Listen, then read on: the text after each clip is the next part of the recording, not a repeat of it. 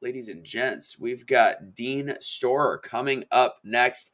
I know he's backstage. I've already seen the way that he has come to this event, and he didn't get the Hawaiian shirt memo. He's looking a little fresher than me. He's looking like he's ready to run for senator of whatever state he's from, but he is looking good. He definitely is going to bring the heat today. So I think we just continue to move on. I'm going to give a quick reminder to you guys, please. I look forward to seeing as many of you in Kansas City, Kansas area, which is very close to Kansas City, Missouri. If you guys are good at geography, February 11th through the 13th, go to comechangeyourlife.com. Again, that's comechangeyourlife.com.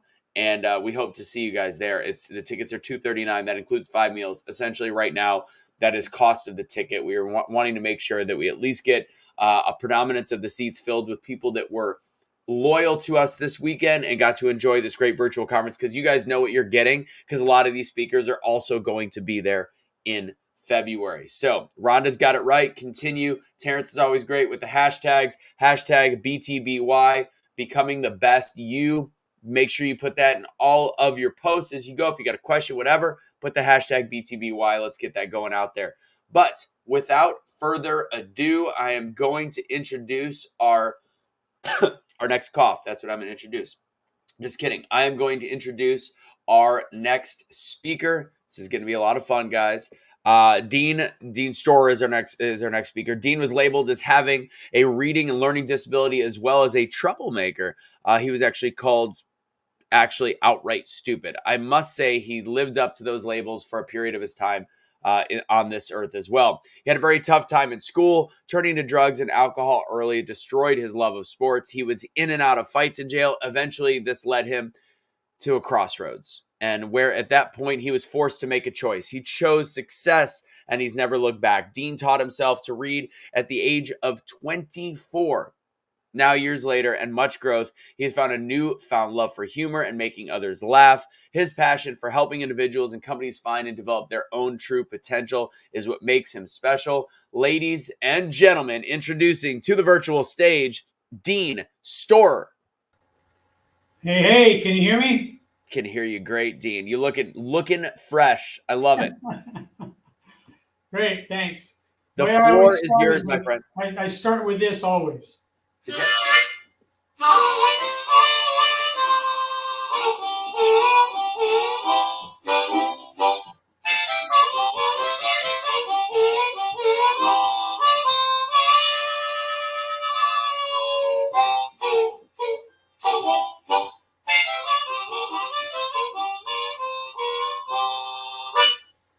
Thanks, Anthony. I love it. The floor is, I thought that was a flip phone at first. I was like, oh, where are we going with this? But then I realized harmonica. Dean, the floor is yours. Thank you, sir. And thank you for Robert sharing his story. That was powerful, and his brother. That's just amazing what people go through, and on the outside we don't even realize a lot of times what people go through. And yes, I came out of a lot of turmoil, a lot of trouble, in and out of courts, in and out of jail. Grew up on the south side of Seattle, riding motorcycles, tough guy, but I was just a scared little kid, is really what I was.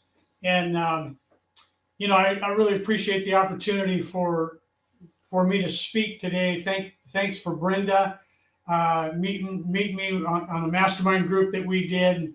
And from there, here I am. And so I get to gain a lot more friends and family with all the other people that I've seen, and getting to be a part of the event in February, which is going to be awesome to see everybody live there and get to fellowship with them and have a good time. I want to deal real quickly with with results, because over the years I tried to change certain things in my life, and I would read books, and I'd go to seminars, I'd go to workshops, and I did a lot of different things. And I'd pick up nuggets here and there, and I'd pick up pieces of the puzzle and try to put them together. And one of the things that I had a hard time with, like what Anthony was saying, was teaching myself how to read. Well, I could read like on third grade level, and I graduated from high school. I could see Dick run, see Jane fall down, that kind of stuff. And so I taught myself how to read, and that's a whole story in itself. But one of the things that I realized that when I went to go try to write a book, my programming or my memory or my culture or my tradition or the things that I learned in the past from the kids picking on me and that kind of stuff was, who do you think you are? You're going to write a book? Don't you remember? You're stupid. You can't read or write. Don't you remember that? You remember the kids poking fun at you all the time? And so those old programs would come up in my life and really begin to haunt me, if you will, and stop me dead in my tracks. And so I'm going to share something with you on this whiteboard. I'm going to go old school. I have it in slides, but I'm going to do it on the whiteboard. I'm going to show you what changed my life. Absolutely changed the course and the direction of my life, and really, more than anything, began to, one, have a relationship with God that changed everything, and two, that changed the results that I was getting. You know, there's nothing worse than there's nothing worse than getting the same results over and over and over again. And we all know what that means. We've heard it 1,000 times. That's insanity, and it is, because we keep doing the same thing, expecting different results. And so one of the things that I found by this model that I'm going to show you, I realized that I had to go within and change my self-image. I had to change the way I saw myself. See, one of my first coaches and mentors said, you will never outperform your self-image until you learn how to change it. Let me say that again. You will never outperform your self-image. You'll never outperform it until you learn how to change it. How do you change your self-image? I mean, yeah, we can read the scriptures, we can pray, but those programs are locked in there tight. Anytime that I ever stepped forward into doing something that was out of the norm, out of the comfort zone, I always came back to the place where it stopped me dead in my tracks, and it showed me I can't go that way. I can't go in that road. You can't walk down that road. Don't you remember who you are? And it's if you go to the traditions and cultures in your family, think about the three things that you don't talk about at the dinner table, and that's sex, politics, and money. You don't talk about those things, right? Most people don't. So real quick, for sake of time, I'm going to show you this model, and hopefully everybody can see it. Dr. Thurman Fleet in 1934 developed this image. Now, if I ask you to get, we all think in pictures, right?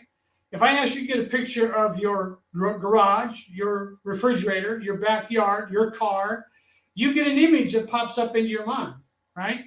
But if I ask you to get an image or a picture of your mind, what pops up? This is what most people pop up as far as the image that they get. It's either blank or it's their brain. And so Dr. Thurman Fleet in 1934 was trying to get his patients from point A to point B. And what happened was he found that it took them forever to get there, to go to point B. And then once they got there, he said 80 to 90% of them would rubber band back to A. Why would they rubber band back to A? Why would they go back to this place that they wanted to leave and move to another level? They went back to this place is because this B was a very strange place to go, because it was uncomfortable, it was unknown, and A was a place that I knew. It was a place that was comfortable. It's like putting on an old pair of sweats or jeans. It's a comfortable place. It doesn't matter what that place was. For a heroin addict, that's a comfortable place, but it's bondage. It's destroying his life. But that's what he knows. To a person that maybe works a job that wants to get out of that job, that's all he knows. He doesn't know how to get to that next level and start his own business, maybe. And so what Dr. Thurman Fleet did was he developed an image of the mind, right? Just like most of us get a picture of the mind. What does it say in Romans 12:2? Pamela could probably answer this one by heart. It says in Romans 12:2, it says, don't be conformed to this world. Don't be conformed to your traditions. Don't be conformed to your culture. Don't be conformed to the way people are thinking out there, just kind of falling off the cliffs. He says, don't be conformed to this world, but be transformed by the renewing of the mind. How in the world do you get transformed by the renewing of the mind if you don't know what the mind is? Now, if you look up the mind in the Greek or the Hebrew, it simply is this: it's spirit. It's the mind is spirit. It's breath. And so if you think about how God made man, he made him out of the dust of the earth, and then he breathed in his nostrils the breath of life.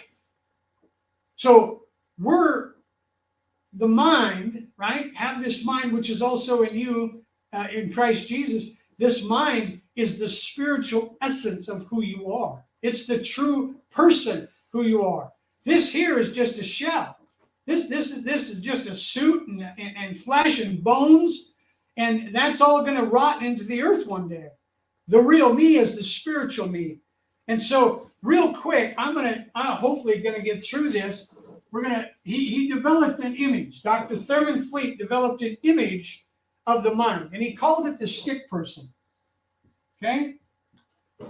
This is going to represent the body. This is going to represent the mind. The reason that we're going to let this represent the body, and it's so small, is it's because most of our lives we focused in on the physical. We think my hand is solid. It's not. We think this chair that we're sitting is solid. It's really, if I put this up to a microphone, if I put it up to a microscope, right? If I put this up to a microscope, it's a bunch of molecules. If I put it under a more powerful microscope, it's a dance of energy. Everything is an ocean of motion. Everything is deteriorating, right? And so that's why we're going to take our focus off the body, off the physical, and put it on the mind. Here we're going to cut the mind in half: conscious mind, subconscious mind. Okay, I'm going to go pretty quick on this, so you're going to get what sticks, and that's fine. But I guarantee you this: you're going to walk away with one or two really good ideas that will change how you develop your life and overcome those old cultures and traditions and mindsets that don't serve you anymore, but yet we hang on to them. Conscious mind, subconscious mind. This is where we have the ability to think. This is where our free will is. This is where we wish. Nothing really happens here. This is where we sit on the couch and we watch our movies and hoping one day our ship's going to come in, right? We come up with all sorts of ideas. This part of our mind is our feeling mind or our emotional mind. This is where our self-image is. Here, you have the ability to think anything you want. Down here, this part of your mind is conditioned. This is where your fixed habits are. This is where your beliefs are.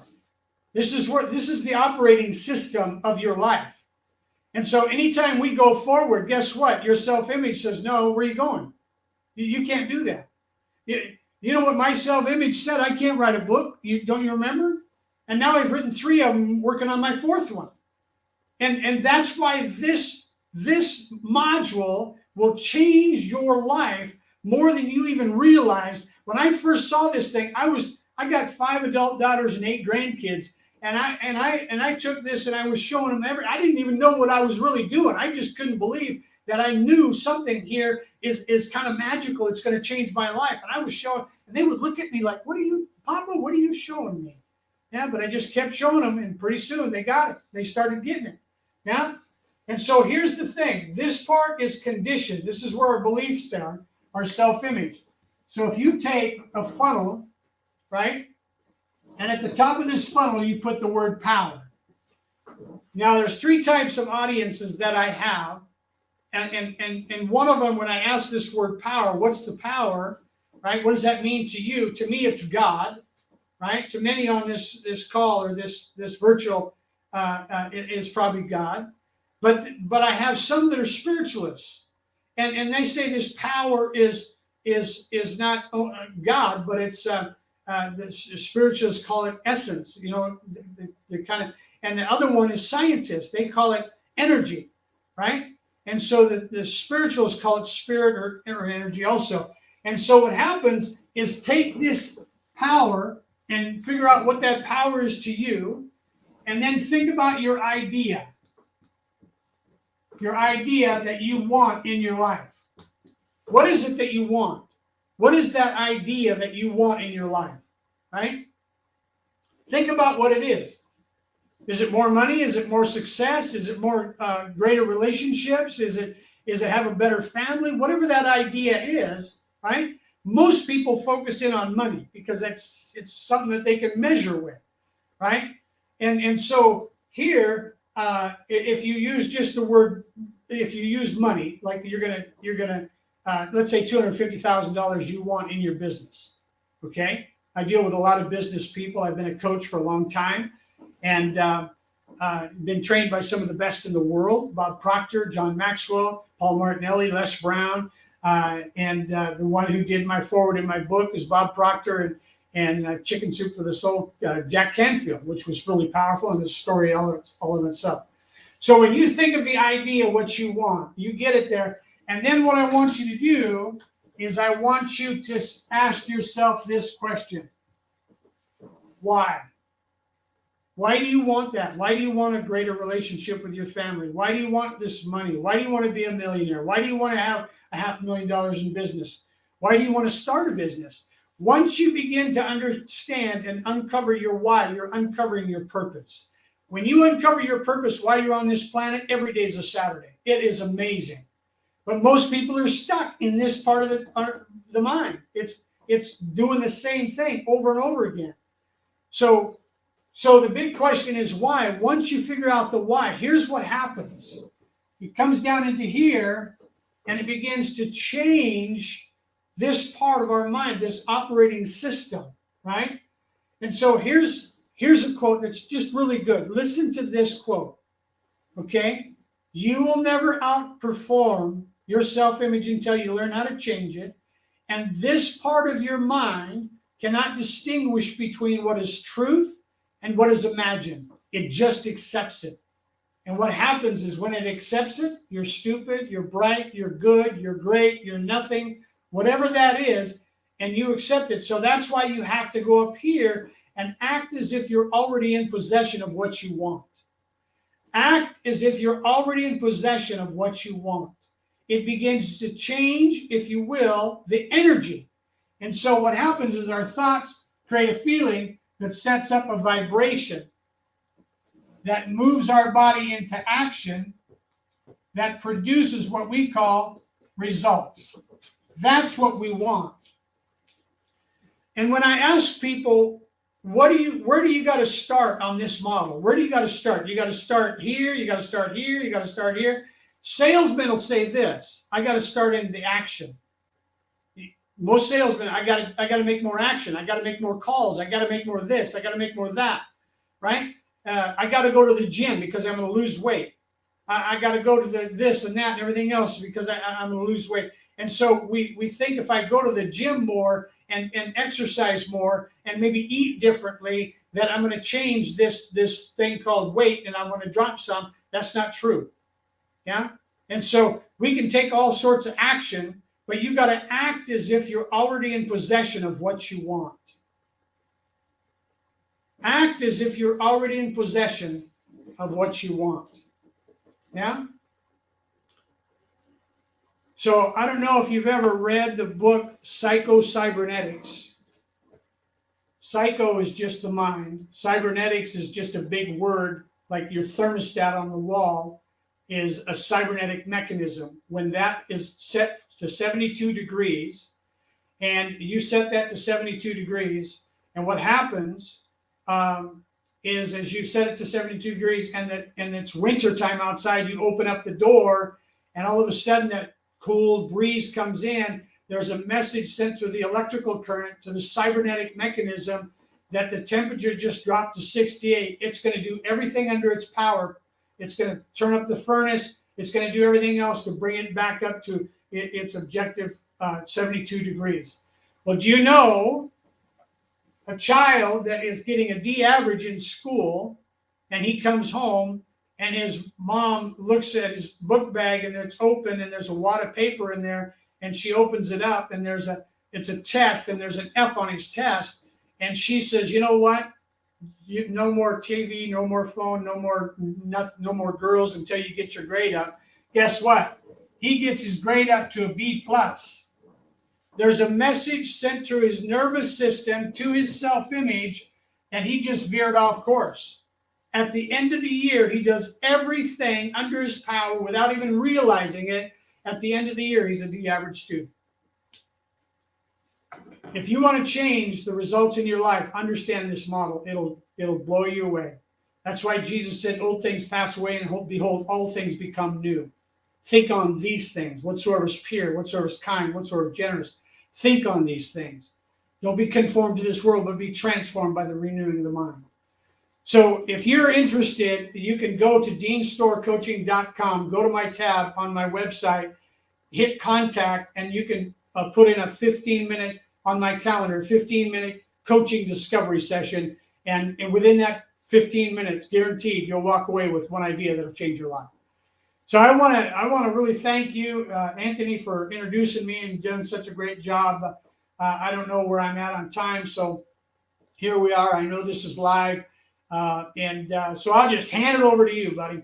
No, Dean, that was phenomenal. I got a couple questions for you. I have a couple messages that have come in for questions, so we'll keep this a little short. Personally, I'm a big fan of the terminology scorch marks. So things that are those singular moments in your life that create that scorch or that burn mark that change your direction. Obviously, you weren't a great reader. You got into trouble. What was the turning point or the scorch marks that you can remember that really shifted your mindset on your life? If you can remember one or two.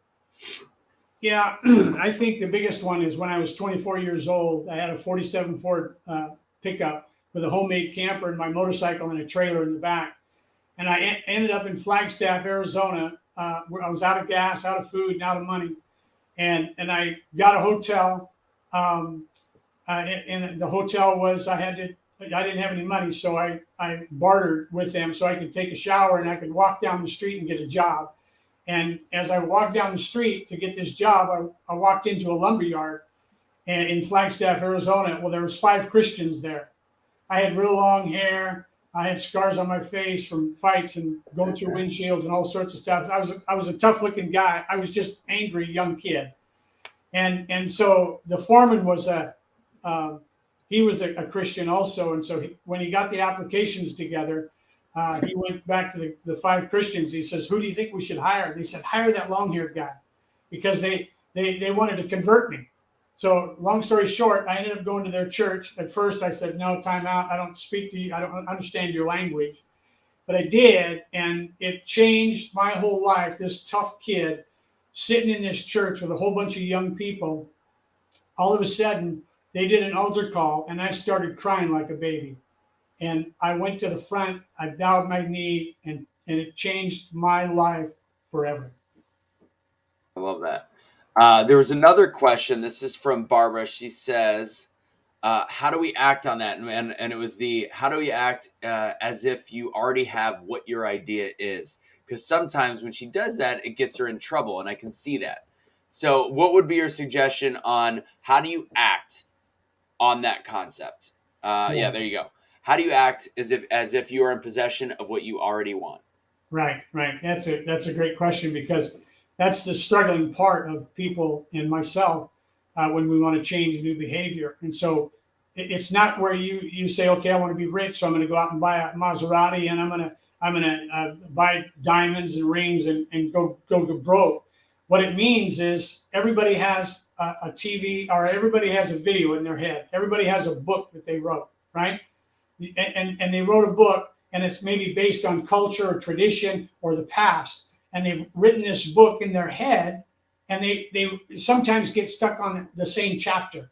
They get stuck on the same chapter. I can't do this, or the fear is greater. Or why don't you do a start? How about a movie? We watch the same movie sometimes over and over again of ourselves. Anytime we go forward to move forward, we plug in the movie and say, who do you think you are? And you're the second in the movie instead of being the first, being the star of the show. You're not even the director. And so the best way you could do it is write a new chapter.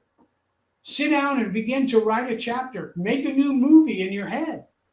Develop that movie. It's a fantasy. Yeah, it's imagination. Absolutely. And that's one of the 6 intellectual faculties that I deal with is imagination. If you take your will and you hold it with your imagination, so write a new story, develop a new movie. I like I don't that know if idea. that answered your question or not, but No, it actually answered mine because I coach people as well, and people are like, why am I doing this besides the fact that I'm stuck or I'm unhappy? And ultimately, you're rewriting your story. If you're not happy with where you are, you have to realize that the story has to be rewritten, and it is acting on it. But it's not just blind acting. You're completely rebuilding the story. So I love that answer. Last question for you. You talked a little bit about where to find you. I'll have you repeat it, and also just a little bit more information on your book as well, if we can.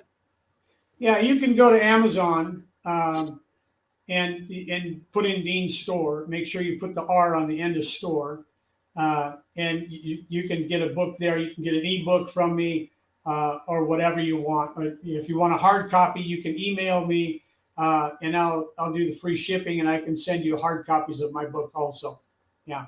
And the best way to find me is go to deanstorecoaching.com and go on the tab, right? You can read about me on my website there, and go on the tab contact, and that'll drop you right into our calendar, and you can set up a 15-minute coaching discovery session with me. Excellent. Dean, I haven't got the answer yet. Are you going to be there with us in February? Absolutely. I'm looking forward to it. Oh, I can't wait to meet you then. I will see you in February. Hopefully, you guys will. ComeChangeYourLife.com. Again, tickets this weekend through the next couple days. $239 as opposed to $399. Make sure you get them. ComeChangeYourLife.com. Dean, thank you so much for being here. I love that your whiteboard looks like John Madden got on there and got into it. And bam, and you go to the right, bam, and then left, and he went bam. But I'm a whiteboard fan, so thank you so much for that. It's much more tactile, and I resonate with it. So thank you so much, Dean. All right, Anthony. Thank you. Thank everybody. Thanks everybody for putting this thing together, man. Thank you guys. Thank you, Dean. Take it easy.